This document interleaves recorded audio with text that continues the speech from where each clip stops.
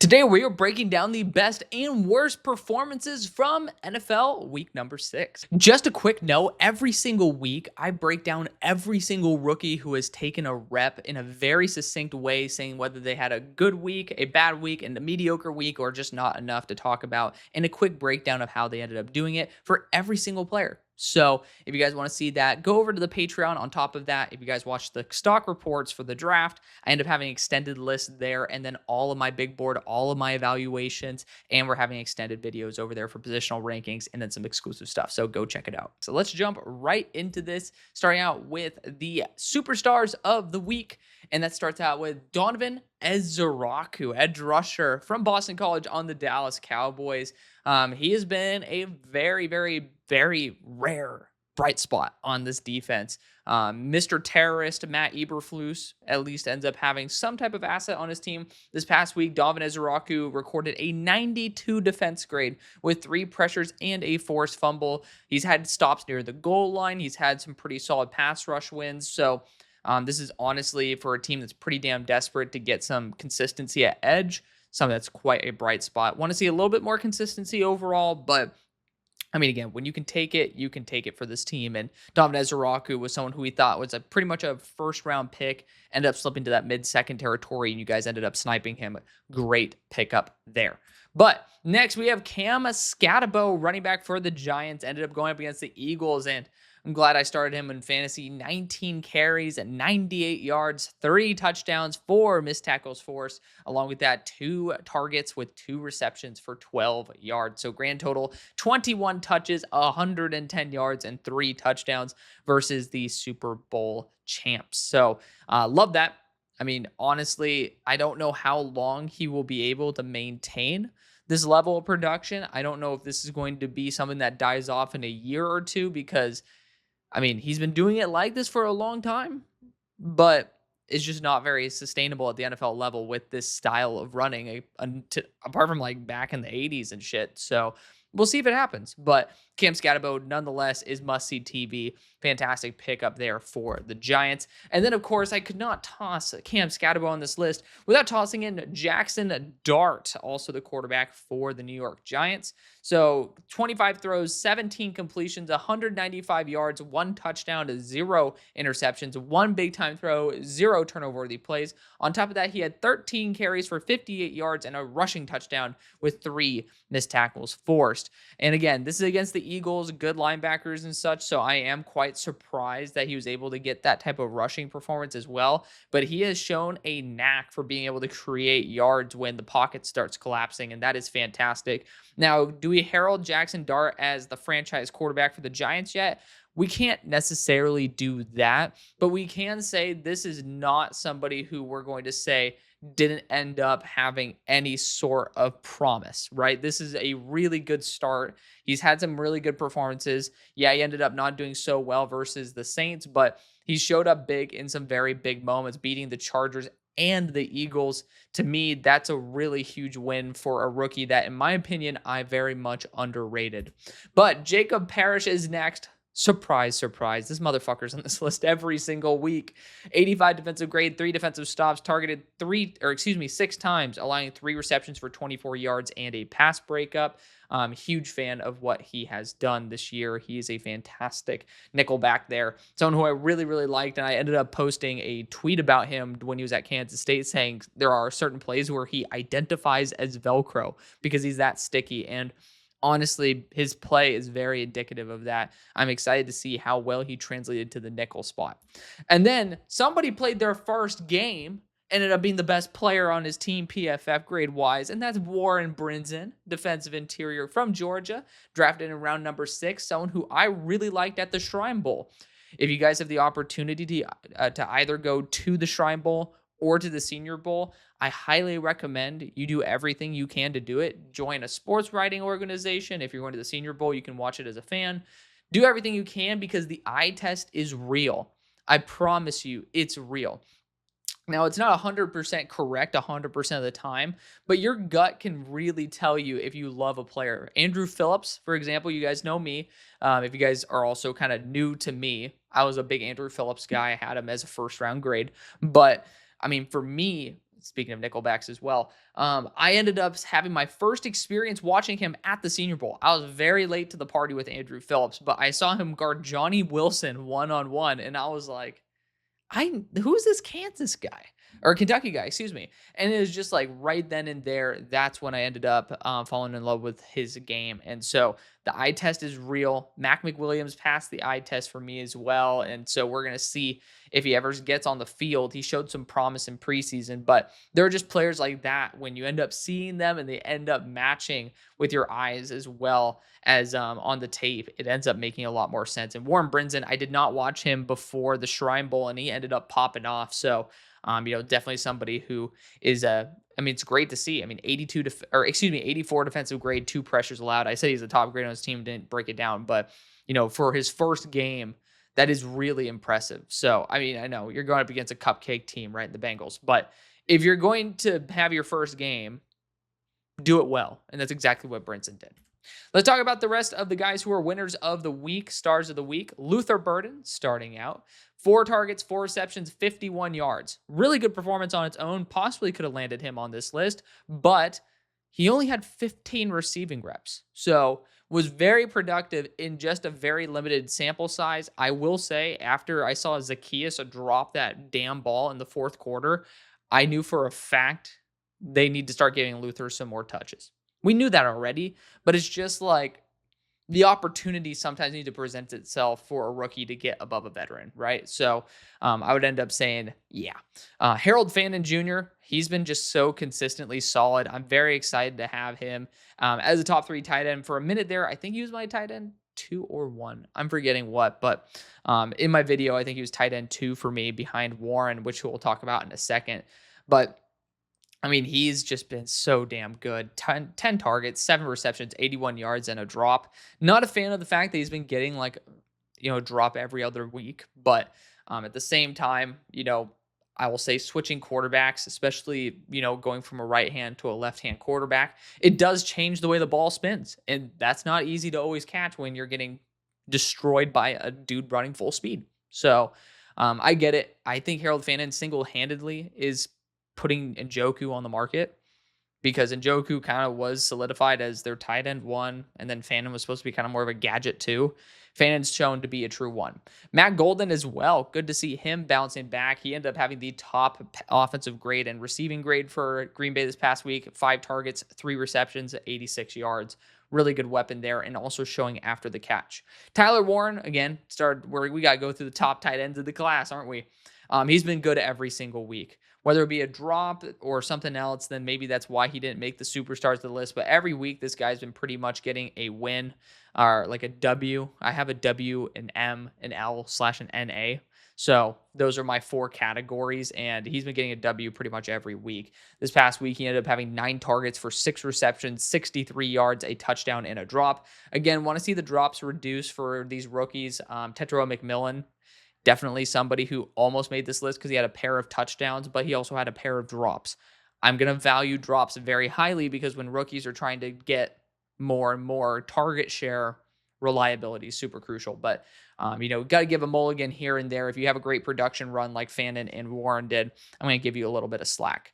Rodney Gadsden, tight end, another tight end for the Chargers, a really good receiving tight end. He brought in 7 catches on 8 targets for 69 yards.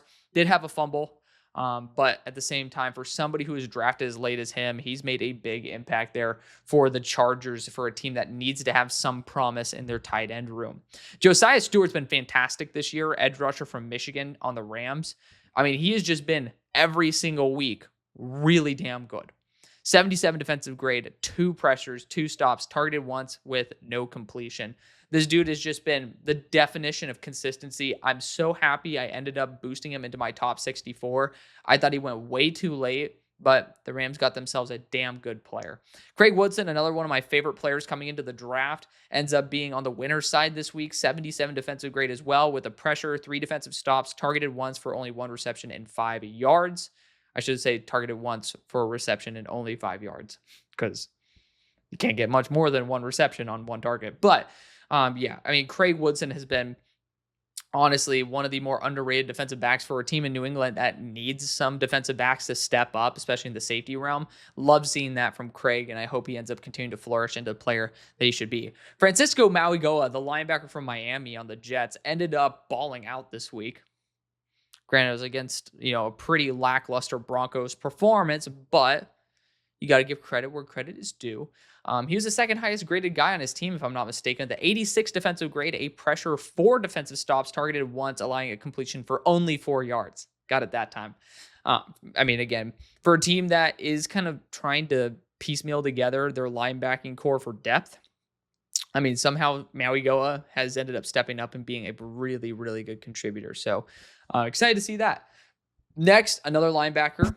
We got Jod Campbell, kind of on the opposite spectrum. This is somebody who ended up being taken much higher in the first round, and he's been really, really good this year.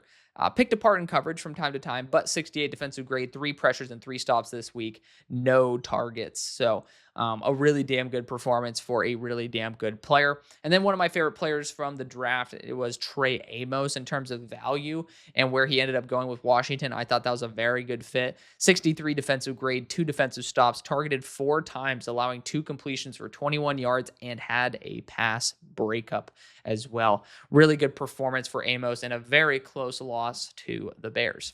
Now let's talk about this guys who had a pretty bad week. Jalen Rivers is just making himself consistent on this list. He's playing guard, going from a tackle with 35-inch arms. Like, it's tough, honestly. I don't really see him working on this team. Just going to be completely honest. The amount of issues that he's had, and this is, I believe, the guy who Brinson ended up going up against. But this week he had a 6 pass blocking grade and allowed 6 pressures, especially when you have an old man like Joe Flacco back there. Not really the best case scenario.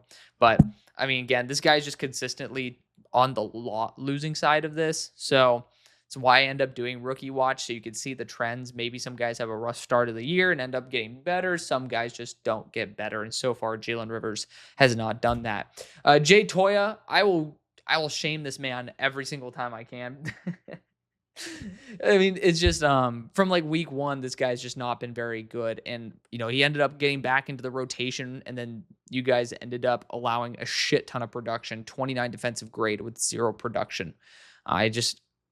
You guys need defensive interior like it's nobody's business. And Jay Toya was supposed to be one of those guys who's more of a high floor run defending nose plug. He's just pretty much eating up a space on your roster. I'll just throw it out there. I don't think he should be on your team as of next year. But another player who ended up being just thrown into the he got thrown into the weeds essentially is Jonathan Edwards, cornerback for the Indianapolis Colts. You guys are saying, hey, we need a corner 2, and then your corner 1 gets a concussion during warmups. Well, Jonathan Edwards gets put into the fray. Then he gets a 41 defensive grade, targeted 6 times, allowing 5 completions for 112 yards.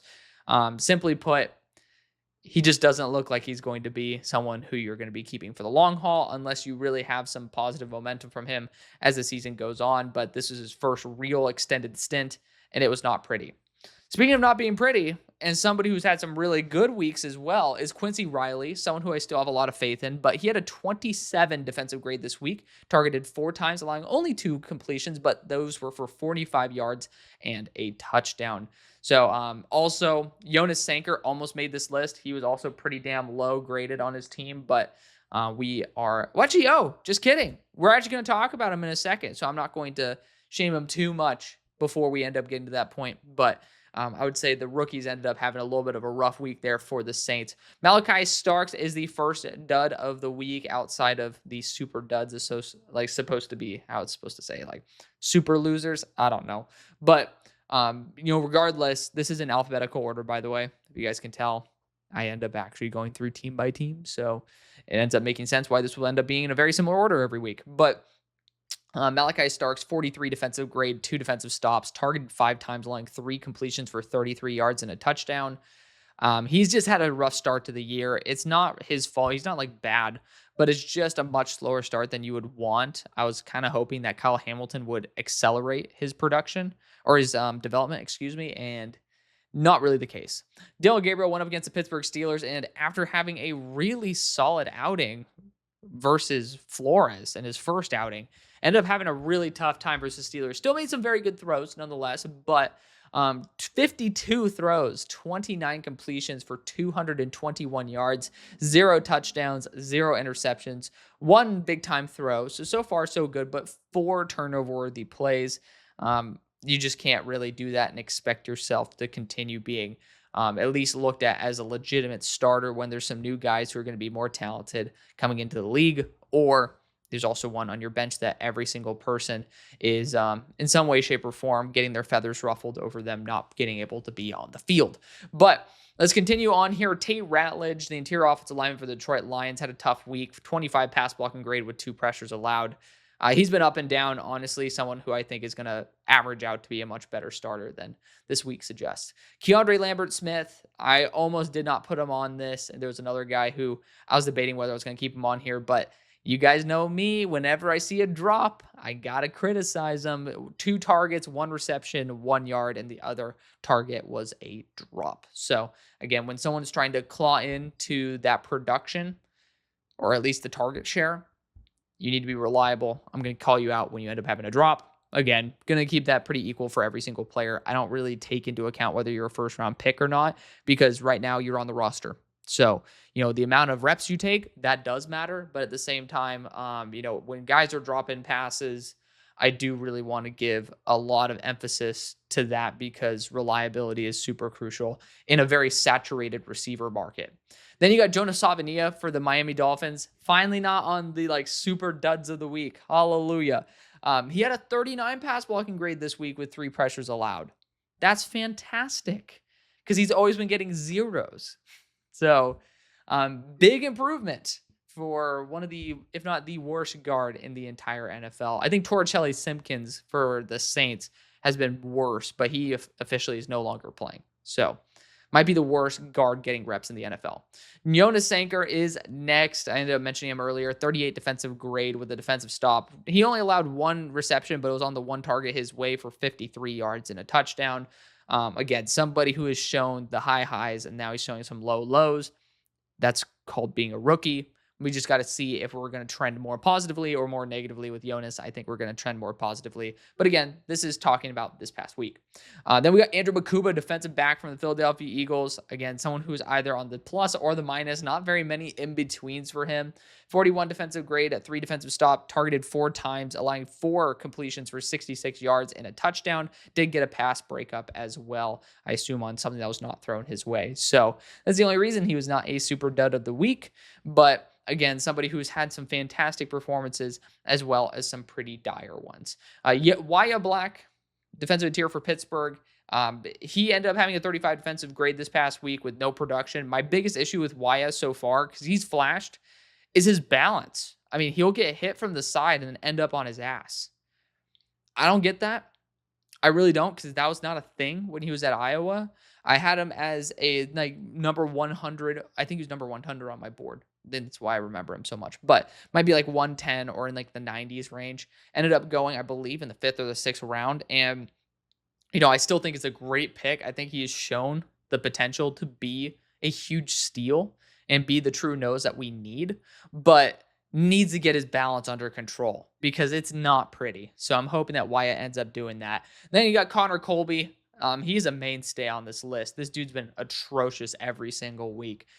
Guard for the Niners, 42 pass blocking grade with 3 pressures allowed. I mean, just every week. I don't think I've given him one mediocre or win. So I'll just say that.